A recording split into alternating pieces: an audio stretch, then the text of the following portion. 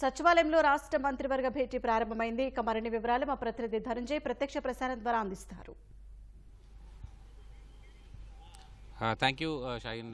కొద్దిసేపటి క్రితమే ముఖ్యమంత్రి చంద్రబాబు అధ్యక్షతన సచివాలయంలో కేబినెట్ సమావేశం ప్రారంభమైంది. తొలిసారిగా 2014-19 తర్వాత తొలిసారిగా ఈ కేబినెట్ సమావేశం ప్రస్తుతం నిర్వహించబోతున్నారు. కొద్దిసేపట్లోనే ఈ కేబినెట్ సమావేశానికి సంబంధించినటువంటి బ్రీఫింగ్ కూడా ప్రారంభం కానుంది. ఎందుకంటే మంత్రులకి ఈ కేబినెట్ సంబంధించి కాగితరహితంగా ఈ ప్రతిపాదనలు రాష్ట్ర ప్రభుత్వంలో ఉన్నటువంటి ప్రభుత్వ శాఖలన్నీ కూడా కాగితరహితంగా ప్రతిపాదనలన్నీ కూడా మంత్రివర్గానికి సమర్పించాయి. ఈ మంత్రివర్గంలో కూడా ఈ ట్యాబ్ల ద్వారా ఈ కాగితరహితటువంటి ప్రతిపాదనలన్నీ కూడా చర్చించి ఒక నిర్ణయం తీసుకునే అవకాశం ఉంది. మొత్తం మీద 2014-19 తర్వాత మళ్ళీ తొలిసారిగా ఈ కాగితరహిత క్యాబినెట్ని రాష్ట్ర ప్రభుత్వం నిర్వహిస్తోంది. మొత్తంగా ప్రతిపాదనలతో పాటు నోట్స్ వరకు అన్నీ ఆన్లైన్ ద్వారానే ఈ క్యాబినెట్లో మొత్తం మంత్రులందరికీ అలాగే ముఖ్యమంత్రికి అధికారులందరికీ కూడా సరఫరా చేయనున్నారు, పంపిణీ చేయనున్నారు. ఈ క్యాబినెట్ నిర్వహణ ప్రతిష్టాత్మకంగానే రాష్ట్ర ప్రభుత్వం తీసుకుంది. ట్యాబ్ల ద్వారా మంత్రులు అలాగే కార్యదర్శులు కూడా ఈ ప్రతిపాదనలన్నింటికి కూడా ఆమోదం తెలియజేయనున్నారు. మొత్తం మీద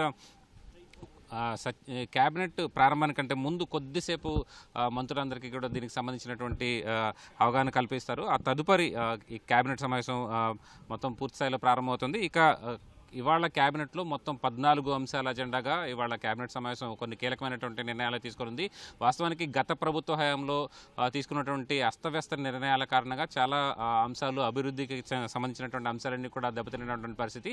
వీటిలో ప్రధానంగా రివర్స్ టెండరింగ్ అనేది చాలా కీలకమైనటువంటి అంశం. ఆ రివర్స్ టెండరింగ్ని రద్దు చేస్తూ ఇవాళ క్యాబినెట్లో తీర్మానం చేసే అవకాశం ఉంది. ఇక దీనికి సంబంధించిన రివర్స్ టెండరింగ్ కారణంగా జీవనాడి లాంటి పోలవరం ప్రాజెక్టు కూడా పూర్తిగా ఆలస్యమైనటువంటి పరిస్థితి. ఈ నేపథ్యంలో ఈ రివర్స్ టెండరింగ్ని రద్దు చేసి సంప్రదాయ విధానంలోనే టెండర్లు పిలిచేటువంటి విధానానికి ఇవాళ కేబినెట్ ఆమోదం తెలియజేసింది. ఇక పోలవరం ప్రాజెక్టులోని ఎడమ కాలువకి సంబంధించినటువంటి పనులకు సంబంధించినటువంటి అంశంపై కూడా ఇవాళ కేబినెట్లో చర్చించి నిర్ణయం తీసుకునే అవకాశం ఉంది. దాదాపుగా 6,000 క్యూసెక్కుల నీటి కాలువల సామర్థ్యం అంతా అక్కడ 6,000 క్యూసెక్కుల సామర్థ్యానికి పెంపు ప్రతిపాదనలకు కూడా ఇవాళ కేబినెట్లో ఆమోదం తెలియజేయనున్నారు. గతంలో ఇచ్చినటువంటి టెండర్ నిబంధనలకు అనుగుణంగా పనులకి ఇవాళ కేబినెట్ అనుమతించే అవకాశం ఉంది. మొత్తం ఇక ప్రధానంగా ఒక అంశం పైనట్టయితే ఇవాళ కేబినెట్లో చర్చ జరగనుంది. ఎందుకంటే ఈ వికసిత్ ఏపీ 2047 విజన్ డాక్యుమెంట్కి సంబంధించినటువంటి అంశాలపైన ప్రధానంగా ఇవాళ కేబినెట్లో చర్చ జరిగే అవకాశం ఉంది. మొత్తం 12 అంశాల ఆధారంగా ఈ వికసిత్ 2047 విజన్ డాక్యుమెంట్ని రాష్ట్ర ప్రభుత్వం రూపొందించింది. ఈ ప్రతిపాదనలన్నిటిపైన కూడా ఇవాళ కేబినెట్లో చర్చించి కేబినెట్లో మంత్రుల అభిప్రాయాలు తీసుకుని తదుపరి ఈ విజన్ డాక్యుమెంట్ను రూపొందించే అవకాశం ఉంది. మొత్తం మీద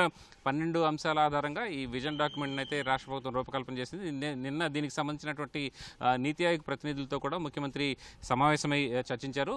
వాస్తవానికి మ్యాక్రో నుంచి మైక్రో స్థాయికి ప్రణాళికలన్నీ కూడా అమలు చేయాలి. కుటుంబ స్థాయిలో కూడా పేదరికాన్ని నిర్మూలించే విధంగా P4 విధానానికి తీసుకొచ్చే విధంగా ఈ ప్రణాళికలు అయితే సిద్ధం చేయాలని చెప్పి కూడా రాష్ట్ర ప్రభుత్వం భావిస్తుంది. అలాగే జిల్లా స్థాయి, సబ్ డివిజనల్ స్థాయిలో కూడా ఈ విజన్ డాక్యుమెంట్ అమలు కార్యక్రమాలు చేపట్టాలన్నది రాష్ట్ర ప్రభుత్వం నిర్ణయంగా ఉంది. సో వీటన్నిటిపై కూడా ఇవాళ క్యాబినెట్లో చర్చించి మంత్రుల అభిప్రాయాలు తీసుకుని తదుపరి విజన్ డాక్యుమెంట్లో కొద్దిగా మార్పు చేర్పులు చేసే అవకాశం అయితే కనిపిస్తుంది. మొత్తం మీద కీలకమైనటువంటి విజన్ డాక్యుమెంట్పై కూడా ఇవాళ రాష్ట్ర క్యాబినెట్లో చర్చ జరగనుంది. ఇక సెబ్ గత ప్రభుత్వ హయాంలో ఎక్సైజ్ శాఖను పునర్వ్యవస్థీకరిస్తూ గత ప్రభుత్వం నిర్ణయం తీసుకున్నటువంటి సెబ్ను రద్దు చేసి మళ్ళీ ఎక్సైజ్ శాఖలో కలిపేసేందుకు అవకాశం ప్రతిపాదనలపై కూడా ఇవాళ క్యాబినెట్లో చర్చించి నిర్ణయం తీసుకుని ఉంది. అలాగే గ్రామ వార్డు సచివాలయాలకు సంబంధించి సిబ్బంది పునర్వ్యవస్థీకరణ, సిబ్బంది వివిధ శాఖలకు కేటాయింపు తదితర అంశాలపై కూడా ఇవాళ కేబినెట్లో చర్చించి నిర్ణయం తీసుకునే అవకాశం ఉంది. ఇలాంటి కీలకమైనటువంటి అంశాలపైన ఇవాళ రాష్ట్ర కేబినెట్లో చర్చించి నిర్ణయం తీసుకునే అవకాశం ఉంది. మొత్తం మీద 14 అంశాల అజెండాగా ఈ రాష్ట్ర కేబినెట్లో చర్చ జరుగుతుంది. ఇక పౌర సరఫరాలకు సంబంధించి గత ప్రభుత్వ హయాంలో ఇంటింటికి రేషన్ కోసం MDU వాహనాలను సమకూర్చింది. అయితే MDU వాహనాల కారణంగా చాలా చోట్ల రేషన్ మాఫియాకి దారితీసినట్టుగా గతంలో రాష్ట్ర ప్రభుత్వం కూడా గుర్తించింది. ఈ నేపథ్యంలో MDU వాహనాలను కూడా రద్దు చేసి వాటిని ప్రత్యామ్నాయ అవసరాలకు వినియోగించుకోవాలన్నది రాష్ట్ర ప్రభుత్వం ఆలోచనగా ఉంది. ఈ నేపథ్యంలో పౌర సరఫరాల శాఖలో ఉన్నటువంటి ఈ MDU వాహనాలను కూడా రద్దు చేయాలన్నారు. అలాగే సెబ్ను రద్దు చేయాలని కూడా రాష్ట్ర ప్రభుత్వం భావిస్తుంది. వీటన్నిటిపైన కూడా ఇవాళ కీలకంగా చర్చించి నిర్ణయం తీసుకునే అవకాశం ఉంది. రాష్ట్ర కేబినెట్లో మొత్తం ఇలాంటి కీలకమైనటువంటి అంశాలపై కూడా రాష్ట్ర ప్రభుత్వం చర్చించి నిర్ణయం తీసుకున్నారు.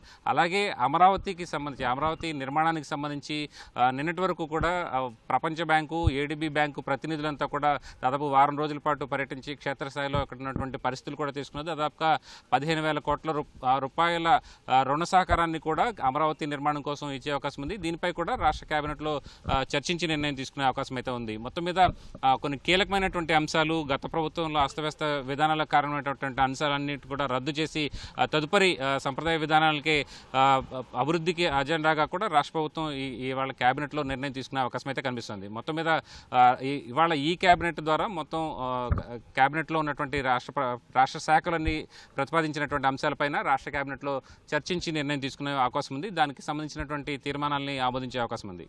ఇది ఇక్కడ తాజా పరిస్థితి. కెమెరా పర్సన్ కోటేశ్వరరావుతో కలిసి Dhananjay, ETV news, Amaravati. Water studio.